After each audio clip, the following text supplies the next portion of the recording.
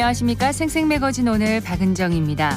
10월의 마지막 날이었던 어제 대구에서는 올해로 77주년을 맞은 10월 항쟁을 기억하고 공유하기 위한 시민 모임이 발족했습니다. 10월 항쟁은 대구에서 시작해 전국으로 퍼져나간 광복 이후 최초의 민중 항쟁이죠. 대구와 경북에서만 7,500명이 검거됐고 30명이 사형을 선고받았는데요. 이후로도 한국전쟁 전후까지 수천 명이 국가 권력에 의해 적법한 절차를 거치지 않고 희생됐습니다. 지난 2009년 진실화해위원회는 10월 대구 사건 등이 공권력에 의한 희생이었다고 결정했고 그해 유족회가 결성됐는데요. 올해 합동유령제에서 유족회는 10월 항쟁이 잊혀지는 게 두렵다면서 사회적인 관심을 촉구했습니다. 시민 모임은 내년 1월 공식 발족해 본격적인 활동을 시작할 예정입니다. 대구의 10월을 기억하고 그 정신을 다음 세대에게 전하는 구심점이 되길 바랍니다. 11월 1일입니다. 수요일 생생매거진 오늘 먼저 안동과 포항 울릉 연결해서 그곳 소식과 날씨 듣겠습니다. 안동입니다. 올해 막바지로 갈수록 바람도 조금 더 차가워집니다. 오늘 경북 북동 산지를 중심으로 시간당 70km의 바람이 강하게 불겠는데요. 낮과 밤의 기온차도 10도 이상 벌어지는 등 일교차가 큰 날씨가 이어지면서 독감이 크게 유행하고 있습니다.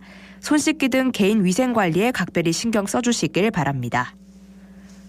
K워터 안동권 지사가 안동댐 준공 47년을 맞아 안동시 와룡면에 안동댐 주변 지역 주민과 실향민들의 수건 사업이었던 망향공원을 조성했습니다.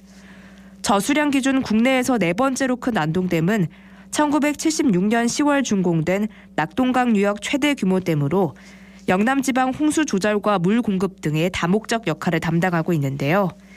당시 안동댐 건설을 위해 월곡면과 예안면, 도산면, 와룡면 일대 수많은 마을이 수몰됐고 이로 인해 3,033가구 19,657명의 이주민들이 정든 집과 토지를 물속에 남겨둔 채 방방 곳곳으로 떠나야 했던 애환이 있었습니다. 이런 실향민들의 아픔과 마음을 위로하기 위해 안동호가 내려다 보이는 산야리 언덕에 망향공원이 이번에 지어졌고 이곳엔 높이 2.3m의 망향비도 함께 세워졌습니다. 한편 K워터 안동권 지사는 망향공원 준공을 기념해 세계 물포럼센터에서 올해 연말까지 안동 옛모습 사진전을 마련합니다. 지금까지 안동이었습니다. 이어서 포항입니다. 어느덧 11월이지만 날은 아직도 10월 초순만큼 포근합니다. 오늘 경북 동해안은 낮 기온이 25도까지 올라서 평년보다 6도가량을 웃돌겠습니다. 다만 아침 저녁으로는 공기가 차가우니까요. 건강 잃지 않도록 컨디션 관리 잘해주셔야겠습니다. 이번 주 후반에는 전국적으로 비 소식이 있습니다. 주말에 걸쳐 비가 내리겠습니다. 내일부터 나흘간 경주 화백 컨벤션 센터에서 2023 한옥 문화 박람회가 열립니다. 가치를 잇는 한옥을 주제로 한옥이 필요한 이유와 미래 건축으로서의 가치를 이어가는 한옥의 지속 가능성 등을 설명하는데요.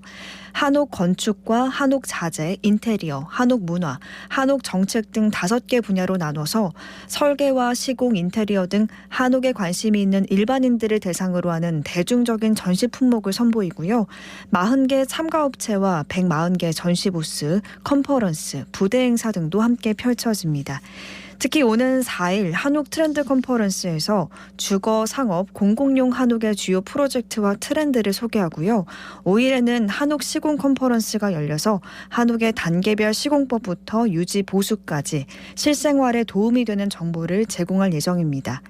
이번 박람회를 계기로 지역에 분포한 우수한 한옥 콘텐츠를 활용한 한옥 문화산업이 발전하기를 기대해 봅니다. 지금까지 포항이었습니다. 이어서 울릉입니다. 울릉도와 독도는 흐린 하늘 보이고 있습니다. 오후부터 초속 11m, 순간 돌풍은 초속 14m의 바람이 강하게 불 것으로 예보돼 있습니다. 동해중부 안쪽 먼바다에는 남에서 남서풍이 불며 바다의 물결은 1에서 2m로 잔잔하게 일겠습니다. 오늘 여객선은 정상 운항합니다. 울릉군이 10월 31일 서면 태아리 소재 울릉군 공설운동장에서 6개 기관 130여 명이 참석한 가운데 2023년 재난대응 안전항공 훈련을 실시했습니다.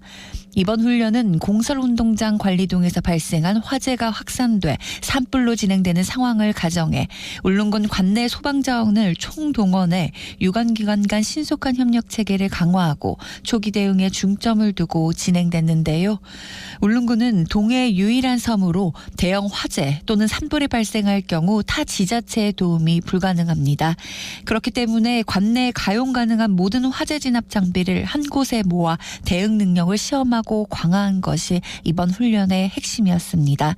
특히 울릉경찰서, 해군 118전대, 공군 8355 부대, 한국전력 울릉지사, 울릉 119 안전센터 등 유관 기관장이 직접 훈련에 참가 지휘해 훈련의 성과를 높였습니다. 울릉군은 이번 훈련에서 나타낸 문제점들을 개선해 재난 대응 능력 향상을 위해 앞으로 더 노력하겠다고 말했습니다. 지금까지 울릉이었습니다.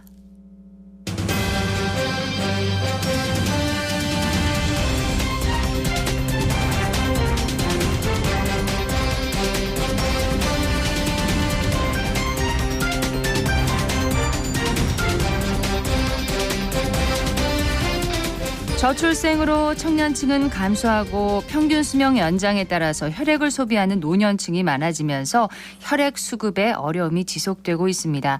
이런 가운데 생명나눔 실천을 무려 500번 넘게 한 분이 계셔서 생생매거진 오늘에서 초대를 했습니다. 공군 제11전투비행단 오종규 상사 오늘 줌 인터뷰에서 만나봅니다. 오 상사님 어서 오십시오.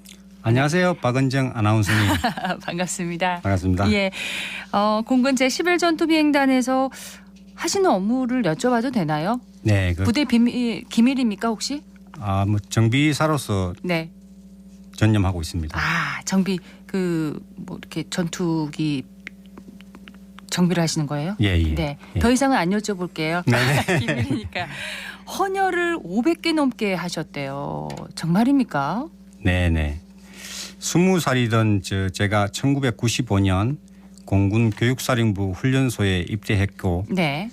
그때 혈액 검사 목적으로 저는 다 혈액을 채취하게 되는데 그 후부터 한 달에 평균 2번씩으로 지금까지 총 514회 정도 했습니다.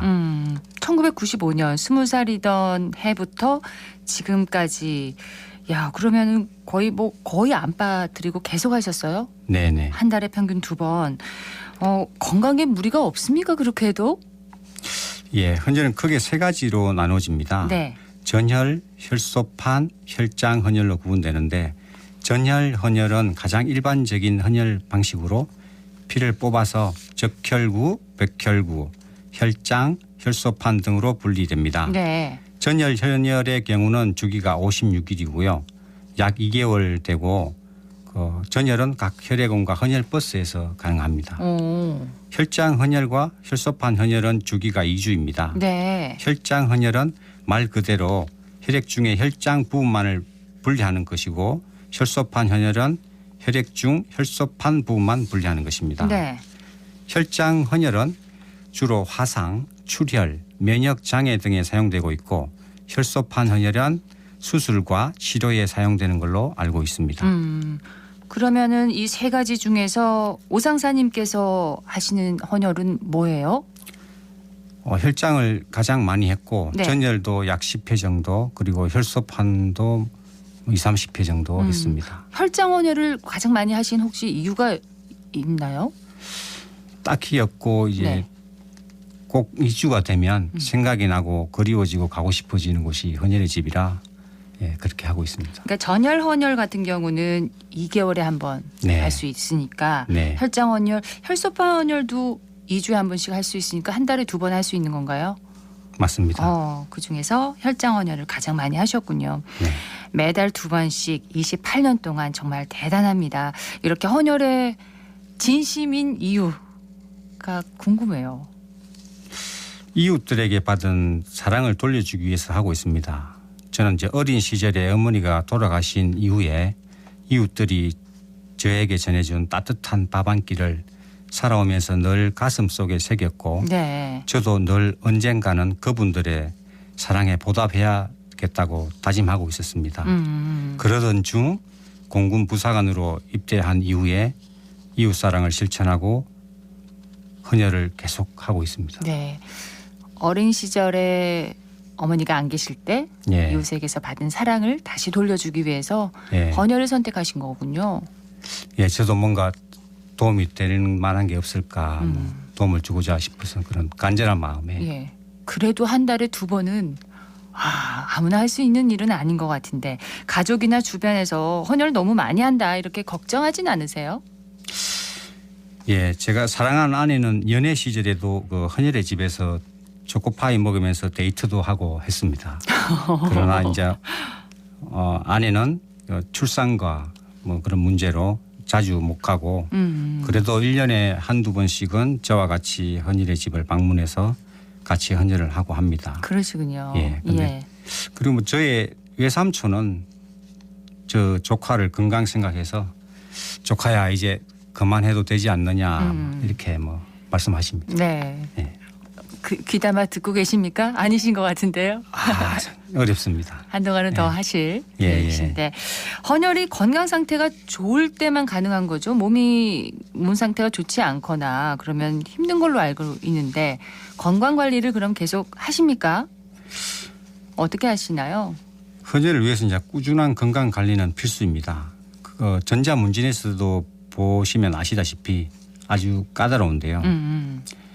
그 부대에서 이제 체력 단련 시간을 적극 활용하고 군인으로서 강한 체력과 건강한 신체를 유지하며 건강한 혈액 생성을 위해서 음주는 지양하고 예. 흡연은 제가 아직 못 배웠습니다마는 거의 매일 달리기로 출퇴근하며 건강 관리를 하고 있습니다. 예. 음주 흡연 안 하신다는 얘기죠?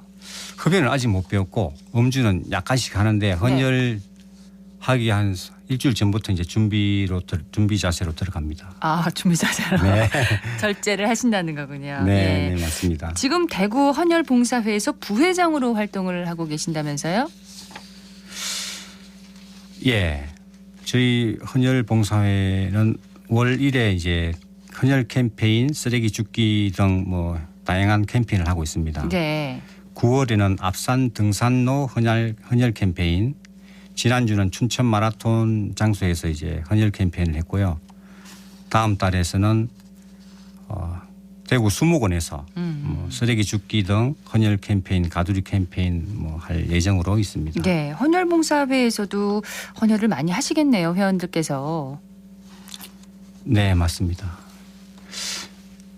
제가 존중하는 김병준 회장이라고 있는데 네. 예, 이분은 새마을 봉사회에서도 뭐 봉사 경력도 있고 뭐 봉사 시간도 다양한 시간을 가지고 계시며 무료 급식 봉사와 풍부한 리더십을 바탕으로 봉사회의 얼굴을 늘 밝게 해주고 있어서 네. 우리 봉사회가 즐겁고 행복합니다. 예.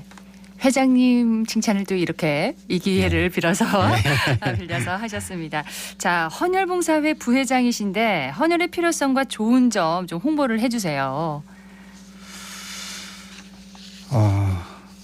박은정 아나운서님께서 앞서 말씀하셨듯이 네. 혈액은 아직 인공적으로 만들 수 있거나 대체할 물질이 존재하지 않기 때문에 헌혈을 통해서 기부된 헌혈은 필요로 하는 환자의 생명을 구하는 유일한 방법입니다. 그렇습니다. 네. 또 헌혈한 혈액은 장기간 보관이 불가능하기 때문에 적정 혈액 보유량인 5일분을 유지하기 위해서 헌혈자분들의 지속적이고 꾸준한 헌혈이 필요합니다. 네. 또 헌혈은 받는 사람뿐만 아니라 주는 사람에게도 장점이 많은데 일단은 기본적인 건강검진을 받고 헌혈을 하기 때문에 빈혈이나 혈압, 기타 특이사항의 이상 등 건강 문제를 조기에 발견할 수 있는 장점이 있습니다. 네. 일부 연구에 따르면 정기적인 헌혈은 심장병 위험을 감소시키고 콜레스테롤 수치를 조절해 준다고 합니다.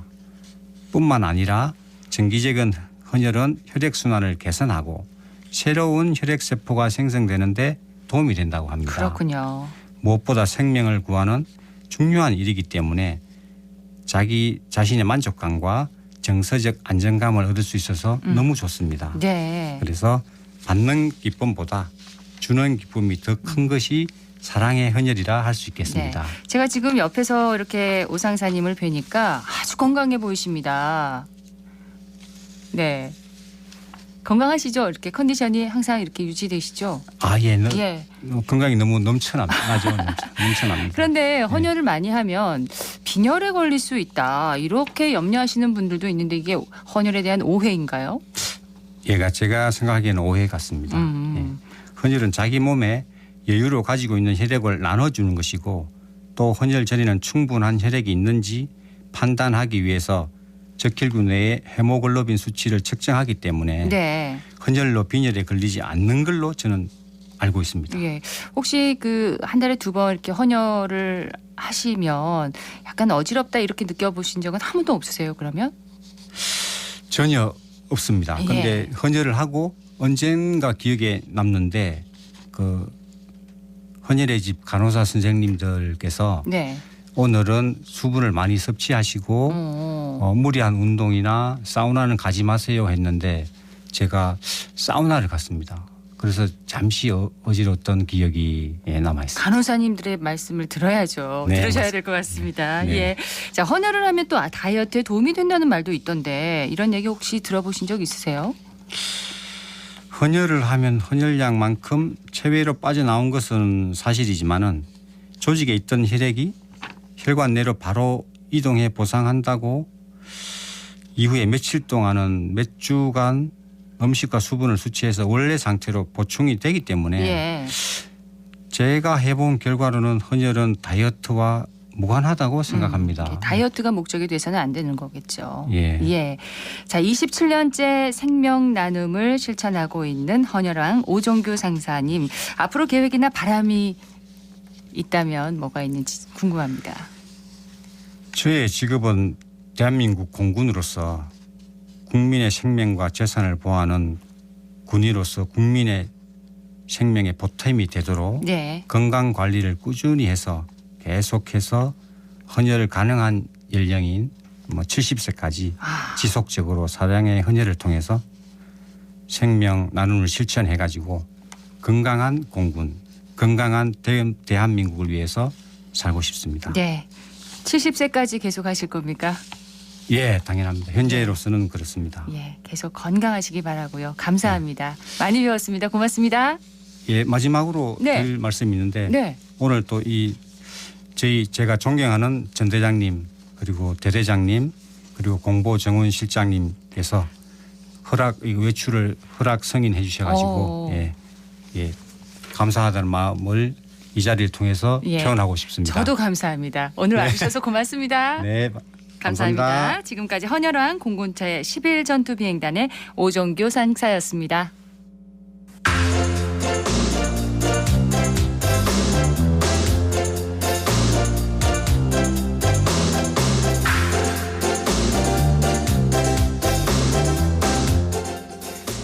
(11시 23분) 지나고 있습니다. 교육부와 한국연구재단이 매년 10월 마지막 주를 인문주간으로 정하고 시민들이 일상에서 인문학을 쉽게 접할 수 있도록 기회를 제공하고 있는데요.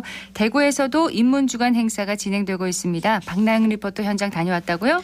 네, 2023 제18회 인문주간 행사는 10월 30일부터 11월 5일까지 수성문화재단의 용학도서관과 고산도서관, 대구 한의대 박물관에서 진행되는데요. 지역의 전통문화와 한국적 인문학을 결합해 이번 행사를 기획했다고 합니다. 네. 어제는 개막식 공연과 함께 특별 전시도 열렸는데요. 현장과 전시에 대한 소개 전해드립니다. 오늘은 대금과 가야금의 선율로 희망가 여러분에게 들려드리도록 하겠습니다.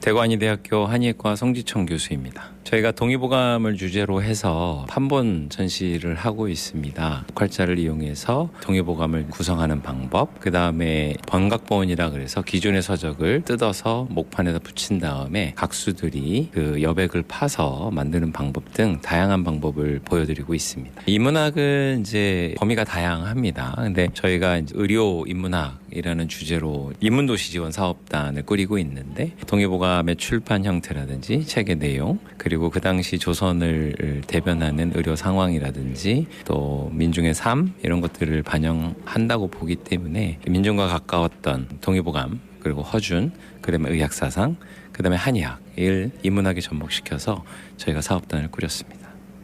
이번 인문주간 행사에 다양한 프로그램이 예정돼 있다고요? 네, 올해 인문주간 축제의 주제는 인문학, 인류의 미래를 상상하다인데요. 특별 전시와 다양한 분야의 전문가들의 강연, 체험, 토크 콘서트 등이 진행되고 예술과 역사의 만남을 주제로 청도읍성 문화탐방도 예정돼 있습니다. 지역 곳곳에서 다채롭게 진행되는 만큼 시민들의 기대도 컸는데요. 시민들의 이야기 전해드립니다.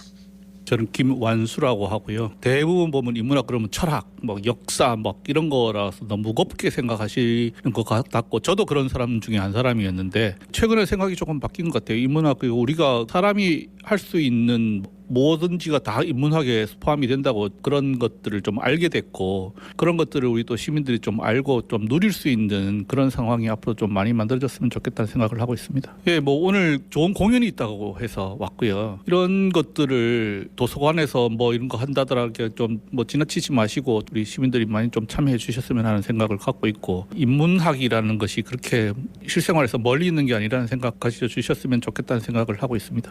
대구 시지에 살고 있는 이정희라고 합니다. 저는 굉장히 많은 관심을 가지고 있고요. 인문학 수업은 가능하면 다 경청하려고 합니다. 삶에 관한 거죠. 삶, 죽음, 진정한 나를 찾는 어떤 그런 주제들 대해서 얘기 나누고 싶어요. 인문학 자체가 제가 생각하고 성장하는 어떤 그런 기회라고 생각을 하기 때문에 저는 즐겨 듣고 있습니다. 도서관에서 하는 그 인문학이 고차원적이라기보다가 우리 그냥 보통 사람들한테 쉽게 접근하도록 도와주는 것 같아요. 그래서 누구나 참석하시면은 성장할 수 있는, 성숙할 수 있는 그런 기회라고 생각합니다. 지역의 문화유산과 전통을 결합한 인문학이라는 게 아주 독특합니다. 네, 대구 한의대 인문도시 사업단은 교육부와 한국연구재단의 후원을 받아 인문주간 행사를 비롯한 다양한 인문학 사업을 진행하고 있습니다. 한의학뿐만 아니라 지역의 문화유산을 활용해 인문학에 대한 시민들의 관심을 높이고 있는데요. 자세한 이야기 대구 한의대 김영 인문도시 사업단장에게 들어보시죠.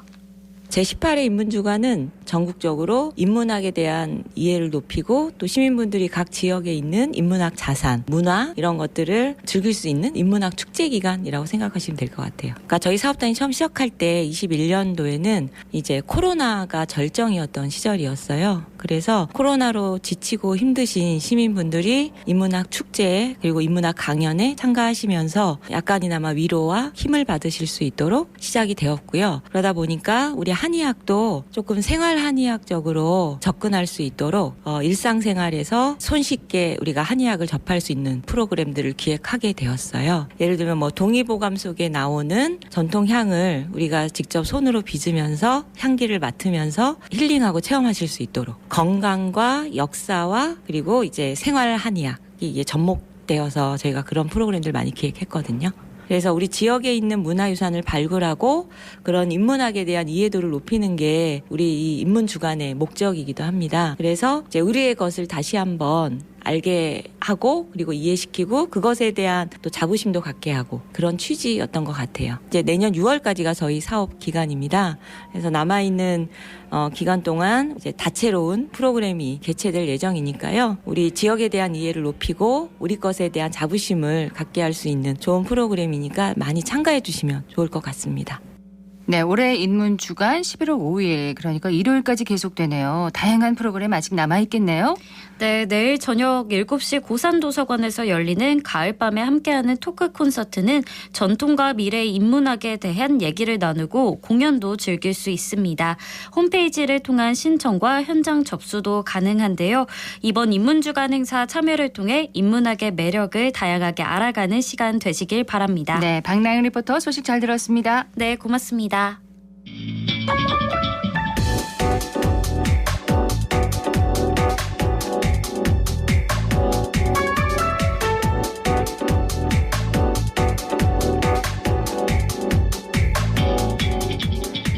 묻고 듣고 시각과 마음을 나누는 방송. 지금 여러분께서는 대구 경북을 보고 듣는 생생 매거진 오늘을 함께하고 계십니다.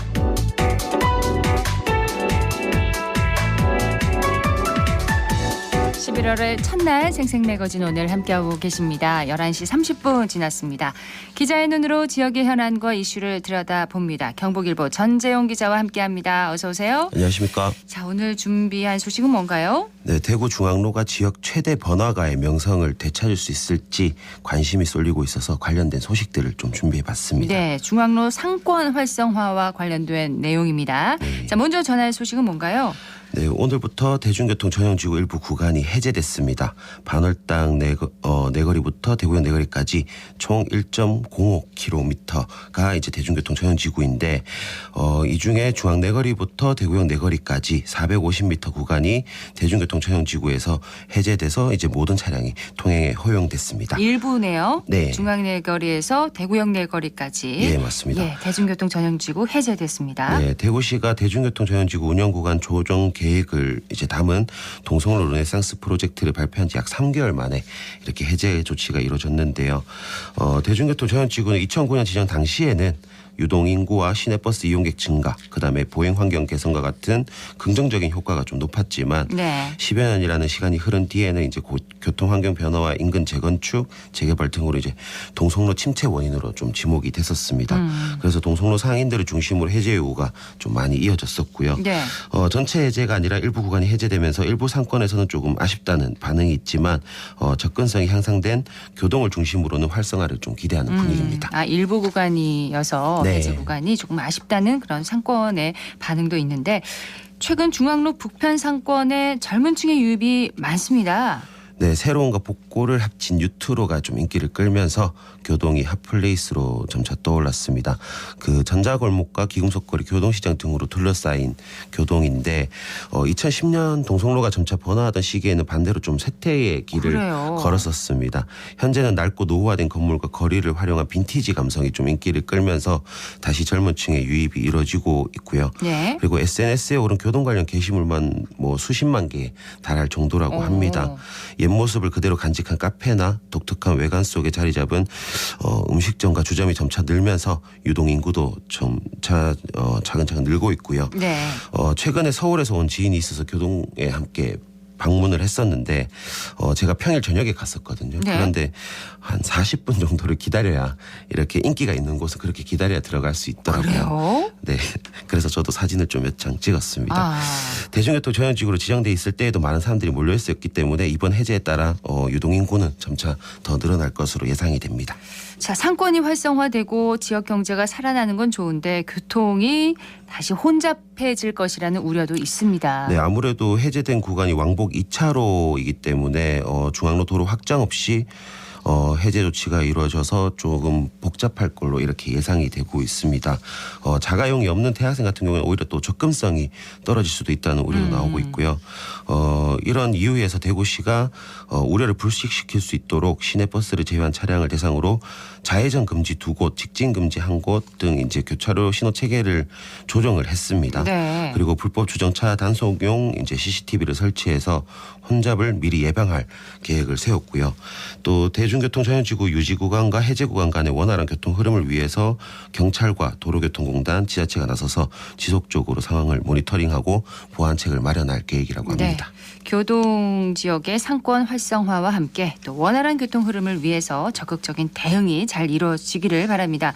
동성로 활성화가 기대되는 소식이 또 있죠. 네, 동성로가 패션 상권으로 다시 주목을 받고 있습니다. 패션 유니콘 기업으로 알려진 국내 최대 규모의 온라인 편집숍이 최근 중구 동성로 한복판에 첫 플래그십 스토어, 그러니까 대표 매장을 오픈하면서 MZ세대들에게 큰 관심을 받고 있습니다. 네. 3층 규모 매장에는 영업 개시일 기준 200여 개 브랜드 제품들이 진열됐는데 영업을 개시한 이후 주말을 포함해서 사흘 동안 10대부터 30대까지 상대적으로 젊은 소비층이 매장을 찾은 것으로 이렇게 보여지고요. 네. 그리고 대구 지역에서 최초로 공개되는 상품들이 있어서 좀 많은 시민들이 몰렸다고 합니다. 그리고 주 고객층인 10대, 20대 남성들도 눈에 많이 띄었습니다. 2021년 7월 대구 백화점이 이제 폐점한 이후에 2년 동안 유동인구가 점차 줄어서 동성로 28 아트스퀘어 일대와 다양한 패션 브랜드가 자리 잡은 동성로 6길에 새로운 활력이 돌 걸로 이렇게 예상이 됩니다. 네. 오프라인 1호 대표 매장의 위치가 상당히 중요할 텐데 근데 이 위치를 대구 동성로를 택한 이유가 특별히 있겠죠? 네, 뭐 과거부터 대구가 섬유 도시로 위상이 좀 높았고요. 그래서 패션과 유행에 민감한 소비자가 많은 것으로 이렇게 알려져 있습니다. 그리고 동성로가 점차 쇠퇴하는 분위기 속에서도 앞서 말했던 동성로 28 아트스퀘어부터 중앙 파출소 상거리까지 거리에 이제 다양한 패션 브랜드와 편집숍이 꾸준히 들어섰었거든요. 그렇죠. 네, 그리고 앞서 지난 5월에는 글로벌 스포츠 브랜드도 이제 동성로의 첫 플래그십 스토어를 열었었고요. 동성로 매장을 서울 외 지역 소비자들과 소통하는 거점으로 활용하겠다는 취지인데 그만큼 대구와 인근 지역의 패션 소비층이 두텁다는 것을 업계가 인식하고 있는 것 같습니다. 네. 이번에 문을 연 편집숍의 경우에는 서울 등 다른 지역에 비해서 대구가 20대 고객 중 회원 침투율이 상대적으로 좀 낮아서 오프라인 매장 운영을 통한 성장 가능성이 있다고 판단했다고 합니다. 지난 9월 22일에 이제 캐주얼웨어 자체 브랜드도 오픈을 했었는데 서울의 지역에서 동성로점을 처음으로 선보였던 거거든요. 네. 당시 오픈 이후 사흘 동안 2만 8천 명 이상이 매장을 방문했고 이 기간에 매출액은 3억 8천만 원으로 4억 원에 육박했다고 합니다. 사흘 동안. 네. 네. 그래서 앞서 스탠다드 매장 운영으로 지역 내 젊은 소비층이 있다는 걸 확신하게 된 업체가 확신했기 때문에 대구 매장 운영을 통해서 지역 구매 통계를 분석 활용하고 오프라인 선호도가 높은 브랜드를 계속 선보이겠다 이렇게 밝혔습니다. 자, 이러한 여러 가지 이유로 중앙로 일대가 다시 활성화할 수 있을 것이다. 이런 기대가 이제 나오고 있는 건데 과거 위상을 회복하기 위해서 지자체와 상권의 지속적인 노력 필요하겠죠? 네, 뭐 시민들이 많이 기억하실 수도 있는데 대구시가 동성로 명예 회복과 침체한 도심 활력을 좀 되찾기 위해서 동성로 르네상스 프로젝트를 추진하기로 밝힌 바가 있습니다. 그렇습니다. 예, 내년까지 동성로 일대 1.16 제곱킬로미터 구역을 대구 첫 관광 특구로 이렇게 지정하겠다라는 계획을 밝혔었는데 네. 젊은 층이 몰리는 서울 홍대거리나 외국인들이 많이 찾는 해외 주요 관광지처럼 좀 만들어 보겠다는 구상입니다. 그래서 서울 홍대 같은 경우에는 지난 2021년 12월에 관광특구로 지정이 됐었는데 관광특구로 지정이 되면 관광사업 등과 관련된 규제가 없거나 완화되고 또 해마다 30억 원 정도의 예산이 지원이 됩니다. 예, 공터 내 공연 음식 제공 등이 가능해지고 관광객 유치도 기금을 투입할 수 있기 때문에 대구시가 동성로를 글로벌 쇼핑 관광지와 버스킹 성지로 만들 계획을 세우고 있습니다. 네. 또 현재 동성로 등 도심의 많은 공시를 좀 활용해서 대구 경북권 대학 도심 캠퍼스를 만들어서 젊은 인구가 유입되도록 하고 2년 동안 제자리에 머물고 있는 대구백화점 건물도 매각 과정에 만약에 걸림돌이 있다면 상권 활성화 차원에서 규제 개선 등을 검토할 계획이라 이렇게 밝혔습니다. 관광특구 지정은 그러면 어떻게 추진되는 건가요? 관광특구 지정 같은 경우에는 이제 일정 기간에 외국인들이 유입되는 수가 파악이 돼야 되거든요. 그래서 어느 정도 규모의 외국인들이 들어와야 관광특구로 지정할 수 있는 근거가 마련이 됩니다. 그래서 지금 중구청에서 관련된 용역을 지금 추진하고 있거든요. 네. 그래서 그런 용역이 확인이 되고 이제 외국인 방문객 수가 어느 정도 일정 규모 이상이 확인이 되면 관광특구로 지정할 수 있는 근거들이 좀 마련되지 않을까 이렇게 예상됩니다. 코로나 이전, 그러니까 코로나 기간보다는 지금 외국인 수가 많이 늘어나긴 했지만 네. 좀 일정 수가 돼야 되는군요. 관광특구로 그래서 지정되면. 이제 원래 2021년도에 관광특구로 지정하려고 했었는데 그 당시에는 이제 코로나 때문에 유입이 안 됐었잖아요. 그렇죠. 그래서 이제 한 차례 무산이 된 경험이 있거든요. 네. 그래서 지금은 이제 일정 규모의 이상이 이제 파악되도록 이제 그 섹터를 좀 구분해서 거기에 이제 곱하기를 하면 이제 어느 정도 규모가 파악되지 않을까 이렇게 해서 지금 용역이 추진되고 있습니다. 예상 규모를 이제 그 산출해 내는 거군요. 네. 자, 지자체에서 추가로 고려해야 할 점이 있다면 뭐가 있을까요? 지난 7월에 이제 한국은행 대구 경북본부가 발표한 내용이 있는데 문화 콘텐츠 숙박 여건 교통을 중심으로 살펴본 대구 지역 관광사업 현황 및 발전 방안이라는 보고서입니다. 네. 이 보고서를 보면 대구를 방문한 관광객의 만족도가 전국 최하위 수준에 좀 머무른 것으로 이렇게 나타났습니다. 12개 조상목 가운데 교통과 친절도, 그다음에 자연 경관 등 절반인 6개 항목이 최하위를 기록했고 그나마 이제 쇼핑과 체험 프로그램, 편의시설 등 3개 항목이 7위, 물가와 문화유산 등 이제 2개 항목이 6위에 이렇게 그쳤거든요. 네. 그 상위권에 오른 조상목이 한 개도 없었습니다. 그래서 해당 보고서를 확인한 대구시가 지역 문화 콘텐츠를 활용해서 체류형 도시문화 관광 상품을 육성하겠다고 밝혔는데, 하지만 보고서 내용을 보면 숙박 여행 경험자 중에 가족이나 친지 집에서 묵었다는 비중이 76.5%였거든요. 네. 전국에서 가장 높은 수치였는데, 숙박 시설이 아무래도 다른 지역에 비해 열악하거나 아니면 가족 친지를 보는 동시에 대구를 잠시 구경한다는 그런 개념으로 좀 해석이 할 수가 있겠습니다. 대구 이 도시 자체가 목적이 아닌 거죠. 네, 관광 그렇습니다. 목적이. 그래서 물론 뭐 동성로뿐만 아니라 지역 전체를 두고 이루어진 평가지만 결국 오래 머물지 않는다는 거는 그만큼 지역이 가진 매력이 떨어진다는 얘기거든요. 그렇죠. 그래서 자연을 기반으로 한 관광지는 대구의 다른 지역이 가진 자산이 더욱 많기 때문에 또 상대적으로 연령대가 많은 분들이 자연관광 자원을 찾아서 이렇게 관광을 하실 거잖아요. 네. 그런 측면에서 봤을 때 대구는 아무래도 이제 도심문화관광 차원에서 유입을 끌어내야 할 것 같습니다. 그래서 지역 핵심 상권이자 젊은 층이 많이 찾는 상징성을 가진 동성로를 좀 과거 위상을 회복하는 수준에 그치는 게 아니라 현재 유입이 이루어지는 패션 뉴트로와 더불어서 네. 대구 관광을 상징하는 메인 스트릿 또한 고민해봐야 될 것 같습니다. 여기까지 듣겠습니다. 경북일보 전재용 기자였습니다. 고맙습니다. 감사합니다.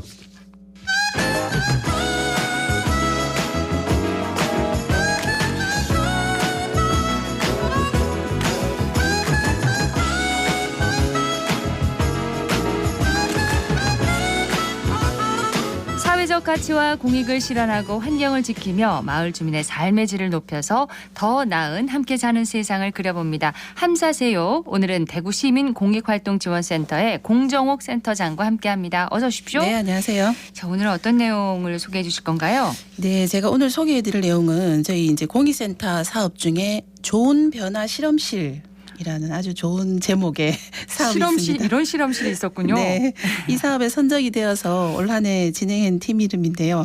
파괴왕이라는 단체명을 가진 팀에서 진행한 장벽 파괴 영화제 소식을 전해드리려고 합니다. 이름이 대단하죠? 멋집니다. 네. 장벽 파괴 영화제. 아주 도전적인 그런 제목의 영화제인데 네. 어떤 의미가 있겠죠? 그렇죠. 팀 이름도 파괴왕이고 그리고 그 팀이 진행한 사업도 장벽 파괴 영화제인데 네. 이 단체는 주로 이제 장애인과 비장애인 누구나 즐길 수 있는 베리어 프리 콘텐츠를 만드는 비영리 단체라고 보시면 되고요. 2021년부터 이 장벽 파괴 영화제를 진행을 했다고 합니다. 근데 네. 원래 저희 이제 공익센터와 함께 하면서 특별히 이제 영화인들만 참여하는 게 아니라 시민 참여장을 많이 열어두어서 스텝이라든가 그리고 자문, 모니터, 서포터즈 등을 시민들이 직접 참여하고 실제로 원가나 시나리오도 시민 작가분이 참여를 했다고 해요. 그래서 아마 베리어 프리 뜻은 많은 분들이 알고 계실 것 같은데 예. 장애인이나 고령자 등 이제 사회적 약자들에게 물리적인 장애물이나 그리고 이제 심리적인 장벽을 없애자 이런 뜻이고 그런 분들이 시설을 자유롭게 이용하고 볼 수 있는 영화도 감상할 수 있게끔 하는 그런 것을 베리어 프리 영화라고 하고 있습니다. 네.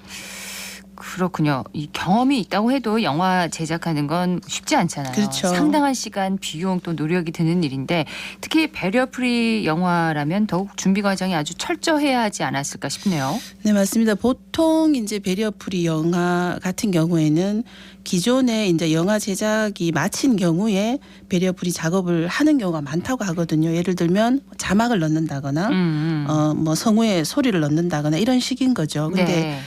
좋은 변화 실험실에서 이 파괴왕 팀이 접근했던 건 기존의 영화에 베리어 프리 작업을 하는 게 아니라 베리어 프리를 고려한 영화를 만드는 게 이번에 큰 차이점이고요. 그 시도가 이제 많아질수록 저는 이제 장애인들이 향유할 수 있는 문화가 더 늘어날 거라고 생각은 드는데 이러한 제작진들의 이제 노력으로 이번에 처음으로 아마 베리어 프리를 고려한 영화 제작이 이루어졌으면 이런 풍경들이 더욱 많아져야 될 것 같아요.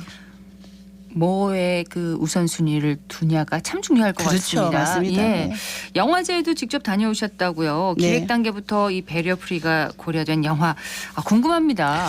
네, 저도 사실 이제 지난 일요일 날 영화 상영이 있어서 갔었거든요. 네. 그래서 이제 말로만 배리어 프리를 고려한 영화라는 게 어떨까 좀 궁금했어요. 이해도 잘 안 되기도 하고. 그런데 제가 예전에 배리어 프리 영화를 본 적이 있거든요. 근데 말씀드린 것처럼 일본 영화의 제작을 더 씌우는 형태니까 네. 자막, 소리, 동작 그리고 성우의 목소리까지 사실 좀 굉장히 산만하다 이런 생각을 느끼는 경우가 있었습니다. 그런데 이번에 배리어 프리를 고려한 영화는 대사의 간격을 좀 충분히 둔다거나 그렇죠. 그리고 시나리오 원고를 쓸 때도 전달이 좀 더 정확하게 되는 형태로 원고를 쓴다거나 해서 영화를 볼 때 예를 들면 뭐 빨간 모자를 썼다 이럴 때 빨간 모자를 썼다 이렇게 비유를 하시거든요.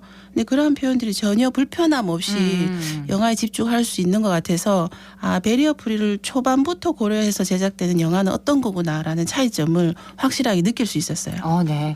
여기서 영화제에 함께했던 시민들의 이야기 들어보겠습니다. 전혀 몰랐었고요. 생각보다 몰입도가 굉장히 높고 시민들 참여도 같이 이루어졌다고 하는데 지도분들이 너무 잘해주셨는지 완성도가 너무 높아서 놀랐습니다. 오히려 이 영화가 시작되기 전에 그런 설명이 나오는데 이 설명과 뒤에 나오는 영화의 화면이 일치가 될까? 이런 것들이 되게 관심 있어지는 포인트여가지고 되게 집중 있게 들었습니다. 아무래도 이런 지원 사업 자체가 즐비하게 늘어났으면 좋겠고 비장애인들도 장애인 분들의 관심을 갖는 그런 노력들이 필요할 것 같습니다. 저는 동구 신암동에 사는 심슬기라고 합니다. 직접 상영된 걸 본 거는 처음이었는데 이게 막 보기 불편하다거나 그런 것보다 오히려 이게 독립영화다 보니까 조금 더 이해하기 편한 그런 게 있어서 더 좋았습니다. 배리어 프리라는 게 이게 장벽 파괴라는 뜻인데 처음에는 이게 많이 들어보긴 했는데 조금 생소한 게 있었거든요. 근데 오늘 그 콘텐츠를 접하면서 영화에 대한 해설이 조금 더 들어가고 설명이 조금 더 들어가고 그런 조금 작은 배려가 좀 더 담긴 콘텐츠여서 그렇게 크게 멀리 느껴지지 않는 그런 부분이 있었던 것 같습니다. 저는 그 일하고 싶은 미운 우리 새끼들이라는 이제 4분짜리 영상이 있었는데 되게 짧았지만 그 지체장애인분들이랑 장애인분들이 다 나오셔서 저희도 좋은 환경에서 일하고 싶다라고 말씀을 하셨는데 그게 사실은 정말 좋은 걸 원하는 게 아니라 비장애인분들이 당연하게 누리는 것들을 우리도 누렸으면 좋겠다라고 말씀하셨는데 그게 되게 인상이 깊었습니다. 이번 영화 상영이 또 다른 의미를 갖는 게 시민기획단이 참여해서 함께했다는 점이죠. 네, 앞서 이제 3회째를 맞이했다고 말씀드렸는데요. 그간에는 이제 파교양 팀에서 자체적으로 이 영화를 제작을 했었는데 네. 이번 시민기획단을 함께 참여하면서 교육도 함께하고 워크숍도 가지고 시나리오도 직접 작성을 해보는 그런 과정을 거쳤습니다. 그래서 아마 이 과정을 통해서 시민들이 이제 장애인에 대한 인식이 그냥 우리가 교육만 받는 거에서 그치지 아니라 자기가 직접 이 제작에 참여하면서 훨씬 높아졌다는 얘기들을 하시거든요. 그래서 네. 그 작가 참여하셨던 분이 실제로 오셨는데 처음에는 사실 호기심으로 참여를 하셨다고 해요. 호기심으로 했는데 큰 사명감으로 마무리를 하게 됐다. 이런 얘기를 하시면서 이제 뭐 비장애인들이 예를 들어서 영화를 보는 거라면 시나리오를 자유롭게 쓰겠지만 시각장애인이 이 영화를 들을 때 어떻게 전달돼야 될까. 한 번 더 생각하게 그렇죠. 되겠네요. 고민하게 되는 거죠. 그런 경험들이 결국은 장애인과 비장애인들의 간극을 훨씬 좁혀나가는 중요한 계기가 되지 않을까라고 생각이 들었습니다. 네. 영화를 상영할 수 있는 곳을 찾는 것도 쉽지 않았을 것 같아요. 네, 맞습니다. 이번에 동구에 있는 상영이 가능한 곳을 빌려서 하겠는데 제가 배리어 프리 영화를 본다고 하니까 이것저것을 둘러보게 되잖아요. 그런데 그렇죠. 여전히 접근성이나 이런 건 아직까지 좀은 이제 시간이 더 필요하겠다는 생각들이 좀 들었습니다. 그래서 극장 진입도 쉽지가 않고 듣고 보는 것도 제약이 있기 때문에 이게 이제 상업 영화관에서 상영은 되지 않더라도 네. 이렇게 배리어 프리 기반한 독립 영화라도 좀 많이 제작이 된다면 장애인식 개선이 훨씬 더 개선되지 않을까라고 생각이 들고 제일 중요한 건 이번 영화를 이제 장애 당사자들에게 피드백을 받을 계획이거든요. 그래서 네. 시각장애인들이 영화를 들었을 때 전달이 정확한지 그리고 청각장애인들이 영화를 봤을 때 자막이나 수화 처리가 어떠했는지 이런 피드백도 받아볼 계획을 가지고 있습니다. 네, 장애인들의 평가가 참 중요할 것 같은데. 그렇죠. 예, 자 영화를 제작한 파교양 팀의 단원들 얘기를 들어보겠습니다. 안녕하십니까. 저는 배리어 프리 콘텐츠를 제작하는 파괴왕 박유진이라고 합니다. 저희는 일단 모두가 영화인으로 구성이 되어 있고요. 시각장애인, 청각장애인, 장애에 상관없이 모두가 이 콘텐츠를 즐길 수 있도록 그런 배리어 프리 해설 작업을 하고 있습니다. 저희 장벽 파괴 영화제는 올해로 벌써 3회를 맞이하게 되었는데요. 지역에서 만들어지는 독립 단편 영화를 선정을 해서 저희가 배리어 프리 해설 작업을 작업을 상영을 하고 있고요. 이번에는 저희가 특별히 베리어 프리 영화를 직접 만들기도 했거든요. 지역에서 만들어진 독립 단편 영화 2편, 그리고 장애인분들이 주체가 되어서 만들어진 영상 콘텐츠 2편, 이렇게 총 5편의 영상 콘텐츠가 상영되는 영화제입니다. 저희가 일단 영화인으로 구성되어 있는데 처음에는 영화가 좋아서 만났는데 저희가 좋아하는 영화를 또 못 보는 이런 분들도 계시다는 걸 알게 되었어요. 그리고 지역에서 열리는 베리어 프리 워크숍을 우연히 참여하게 되었는데 그때 그 경험과 그 작업들이 굉장히 뿌듯하고 너무 좋더라고요. 그래서 아예 이거를 계속 일회성이 아니라 이어나가고 싶다라는 생각을 했고 그렇게 마음 맞는 팀원들을 꾸려서 계속 해나가고 있습니다. 저희는 내년도에도 장벽 파괴 영화제를 개최할 예정이고 더 큰 꿈이 있다면 이 영화제를 대구의 시민들이 좀 더 많이 접할 수 있는 야당이라던가 큰 무대에서 다 함께 볼 수 있도록 좀 진행을 하면 좋겠다고 생각을 했습니다. 장벽 파괴 영화제가 계속되려면 오프라인에서 영화를 볼 수 있는 시설 환경 개선이 좀 뒤따라야 되겠네요. 네, 맞습니다. 사실 최근 이제 코로나 때문에 온라인의 여러 가지 측면에서 활동이 이제 자유로워지면서 어떤 측면에서는 장애인들이 온라인에서 훨씬 자유롭게 활동하는 측면이 없지 않아 있습니다만은 네. 이번 영화 상영했던 코너에 한 10분짜리 짧은 게 있었는데요. 장애인에서 엄마로, 엄마에서 직장인으로라는 제목의 한 10분 정도의 영화였습니다. 제가 그걸 보니까 직장 생활도 하시고 활발하게 이제 사회생활도 열심히 하시는 분인데 요즘 키오스크 많이 있잖아요. 네. 근데 키오스크는 높이가 높기 때문에 장애인들이 접근성이 어렵고 그렇습니다. 그리고 대형 마트 같은데도 장애인들을 위한 카트기가 있기는 하다고 합니다. 근데 실제로 당사자들이 사용이 굉장히 불편해서 무릎 위에 장바구니를 두고 장을 보는 장면을 보고는 이게 온라인이 활발하게 돼서 온라인상에서 우리가 이제 뭐 여러 가지 영화를 자유롭게 본다거나 이런 건 있지만 말씀하신 것처럼 오프라인 환경 그리고 일상의 풍경에서 장애인들이 자유롭게 외출할 수 있고 또 방문도 할 수 있고 즐길 수 있는 이런 환경이 더 나아져야 될 거라는 생각이 들고 결국에는 이게 뭐 장애인 당사자들에게만 유리한 게 아니라 네. 장애인 비장애인들이 다 함께 누리는 거기 때문에 이게 바로 공익이라고 저는 생각이 들고요. 아마 이 파교양 팀이 꿈은 30회까지 영화를 계속 하는 거라고 합니다. 올해로 3회째죠? 3회입니다. 예. 27번 남았습니다. 계속되길 바랍니다. 네. 오늘 함께 사는 세상 함사세호에서는 장애인과 비장애인이 함께 즐기는 장벽 파괴 영화제 소개해드렸습니다. 대구시민공익활동지원센터의 공정옥 센터장이었습니다. 고맙습니다. 네, 고맙습니다.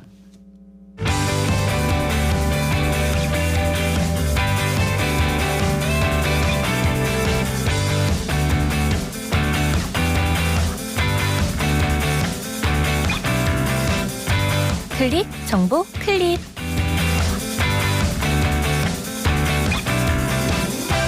대구시가 화재 대비 대응 역량을 강화하기 위해 오늘 오후 2시부터 20분간 전국 단위의 화재 대비 민방위 훈련을 실시합니다. 이번 훈련은 화재 발생 시 시설 관리자와 이용자의 안전관리 능력을 향상시키기 위해 마련됐는데요. 훈련이 시작되면 건물 내 방송을 통해 상황을 전파하고 직원들은 유도 요원의 안내에 따라 건물 밖이나 지정된 대피 구역으로 대피하여야 합니다. 피해를 최소화하기 위한 훈련이니만큼 시민 여러분들의 적극적인 동참이 필요하겠습니다.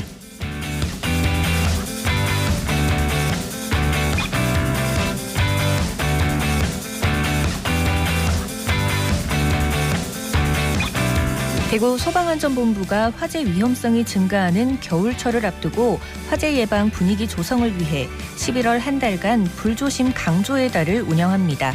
가을에서 겨울로 넘어가는 11월에는 대기가 건조하고 바람이 많이 부는 데다 쌀쌀한 날씨로 인해 난방기구 사용도 늘어나 화재가 증가하는 시기인데요. 생활 속 화재 위험 요소를 꼼꼼하게 살피고 안전수칙 준수를 습관화해 안전의식을 스스로 높이는 것이 가장 중요하겠습니다.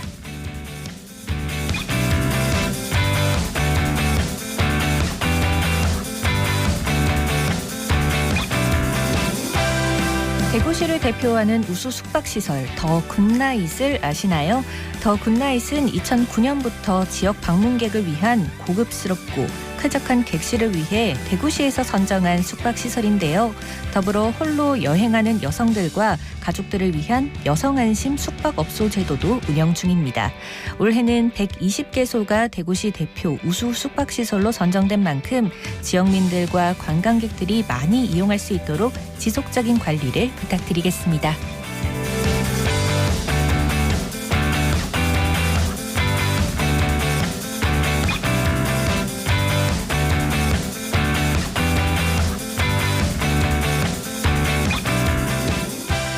마음이 힘들거나 지친 청년을 위한 대구 청년 마음건강센터가 어제부터 문을 활짝 열었습니다. 서구 내당동에 위치한 이 센터에서는 정신건강 상담과 검사, 사례관리 등 청년들의 정신건강 증진을 위해 예방에서부터 치료까지 맞춤형 서비스를 제공한다고 합니다. 지역 내 정신건강에 어려움을 겪는 청년은 누구나 무료로 이용할 수 있으니까요. 도움을 받고 싶으시다면 대구 청년 마음건강센터 누리집을 통해 자세한 내용을 확인하시기 바랍니다.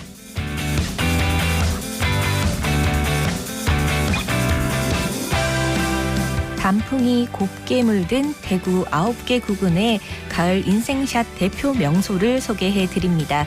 먼저 중구에는 계산성당이 있는데요. 성당의 붉은 벽돌과 단풍이 어우러져 멋진 사진 명소고요.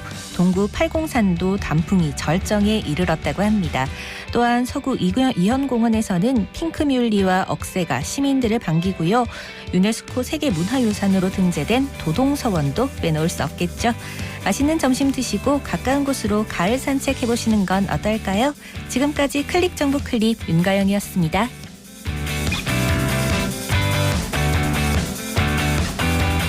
대구시와 경상북도가 전국으로 확산하고 있는 소 럼피스킨병 유입을 차단하기 위해서 오늘부터 지역에서 사육 중인 모든 소를 대상으로 백신 접종을 합니다.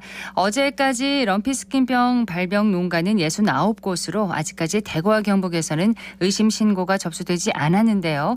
백신 접종 후 항체가 형성되기까지 3주가 걸린다고 합니다. 철저한 차단 방역으로 바이러스의 지역 유입 막아내야겠습니다.